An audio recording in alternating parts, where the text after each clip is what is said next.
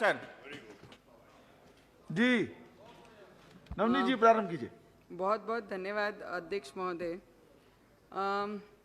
Labour ministry को ये पता है, हमारे मंत्री महोदय को EPS 95 पेंशनरों के बारे में बहुत सालों से मुझे लगता है ये पेंशनर धारक जो हैं वो कोर्ट में भी लड़ाई कर रहे हैं, आपको भी मिलके आपसे भी लड़ाई कर रहे हैं, बहुत सारे आंदोलन भी उन्होंने किए हैं जिसमें बहुत सारे डिपार्टमेंट्स में वो मजदूर काम कर चुके हैं। PSU कंपनीज हो गई, प्राइवेट कंपनीज हो गई, मंडियों में काम करने वाले कामगार हो गए, स्टेट ट्रांसपोर्टेशन में काम करने वाले कामगार हैं।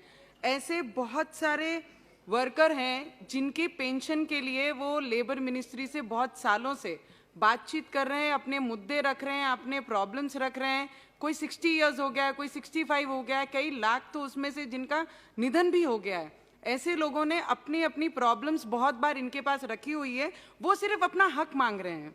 आज हम लेबर मिनिस्ट्री के द्वारा कामगारों के लिए बहुत अच्छा बिल लाए हैं। इस बिल को हम सपोर्ट भी करते हैं और सपोर्ट करना भी चाहिए, क्योंकि मजदूरों के वजह से आज देश में जितने भी बड़ी कंपनियां, जितने भी मजदूर काम कर रहे हैं, शायद उनके वजह से बड़े बड़े उद्योग आज मजबूत हो सके हैं। तो इसलिए ये ऐसे बिल लाना बहुत ज़रूरी है और इनके लिए फैसिलिटीज़ जो ला रहे हैं, मेडिकल फैसिलिटीज़ हो, इनके सिक्योरिटी की फैसिलिटीज़ हो, इनके जो भी केस कोर्ट में चलते हैं या फिर डिस्ट्रिक्ट लेवल पे केस चलते हैं, उसके लिए ये केस ऐसे बिल लाना बहुत ज़रूरी है। और मैं आपसे विनती करूंगी अध्यक्ष महोदय, आपके माध्यम से मंत्री महोदय को, जिन पेंशनरों को महीने के 100 से लेके 500 रुपये पेंशन मिलती है, मुझे आप बताइए कि 500 रुपये में, 100 रुपये में, 200 रुपये में, 350 रुपये में उनके दोनों बुजुर्गों का क्या गुजारा हो सकता है?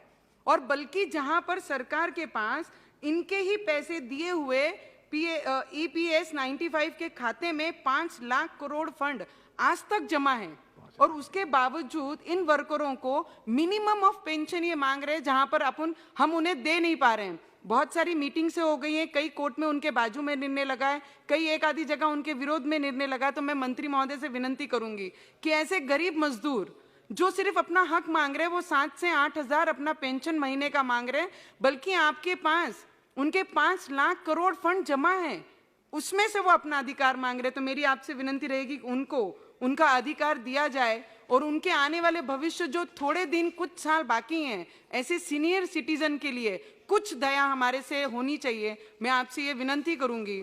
और अध्यक्ष महोदय, बहुत इंपॉर्टेंट मुद्दा है, और भारतीय एकजुट कामगार संगठन का भी जीवीके कंपनी के द्वारा जिन्होंने काम किया, उनके बहुत सारे रकम ये कंपनी में बकाया है। और ऐसे कामगार हैं जिनको अपने स्कूल के बच्चों का भी कोई भी फीस भरने के लिए पैसे नहीं है, अपना जीवन रोजाना करने के लिए भी पैसे नहीं है। और ऐसे कामगारों के लिए एक और विनती आपके माध्यम से PM साहब को करूंगी, जितने भी लेबर हमारे इस देश में रहते हैं, उन्हें हर लेबर को ये प्राइम मिनिस्टर आवास योजना जो है घरकुल की, घर की, उन्हें इसमें ऐड करके हर लेबर को उन्हें घर दिया जाए, घर प्रोवाइड किया जाए, इतनी आपसे विनती है। और एक, जब ऑनर और कंपनी में काम करने वाले लेबरों की जब लड़ाई होती है या यूनियन कोई डिमांड करती है, लेबर कुछ डिमांड करती है, जब वो कोर्ट में जाते हैं, कोर्ट में जाने के बाद वो लेबर को वो कंपनी उस वक्त से उनकी सैलरी देना बंद कर देती है।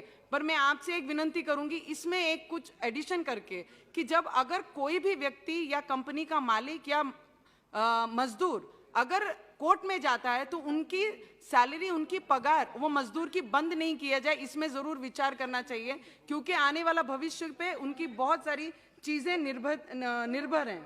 और जब लेबर एक आधी कंपनी में 15 से 20 साल काम करता है, वो अपना पूरा भविष्य, अपनी पूरी जवानी, अपनी पूरी मेहनत, पूरा खून वो कंपनी को बड़ा करने में लगा देता है। तो मेरी आपसे विनती रहेगी, जो मजदूरी कर रहा है, उनके बच्चे जिनका भविष्य उस कंपनी पे, उस पगार पे निर्भर है, ऐसे गरीब मजदूरों के बच्चों के लिए वो कंपनियां उनको स्कॉलरशिप दी जाए, ना कि लेबर का बच्चा सिर्फ लेबर ही बने, मजदूर का बच्चा मजदूर बने, वो डॉक्टर बने।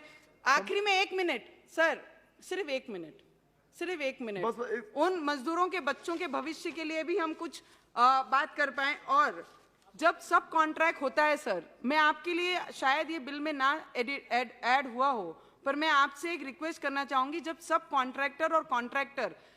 कॉन्ट्रैक्टर मजदूरों को अपने तरफ से कंपनियों में लगाता है या कोई भी गवर्नमेंट में इसमें लगाता है कॉन्ट्रैक्ट बेस पे, तो उसमें से अगर 500 रुपया किसी के ऑन पेपर्स अगर रिकॉर्ड में 500 रुपीज पर डे है या 350 रुपया है, उसे वो पहले ही लिखवा के ले लेता है कि हम इतना आपको देंगे और आपने इसमें लिख के देना, आपको इतनी सैलरी जो लिखी हुई है ऑन पेपर वो आपको दे रहे हैं। तो ऐसे सब कॉन्ट्रैक्टर के जितने भी केस ये लोकल लेवल पे चलते हैं, कामगार कमिश्नर के यहाँ पे चलते हैं, तो उन्हें 5 साल 4 साल लगते हैं।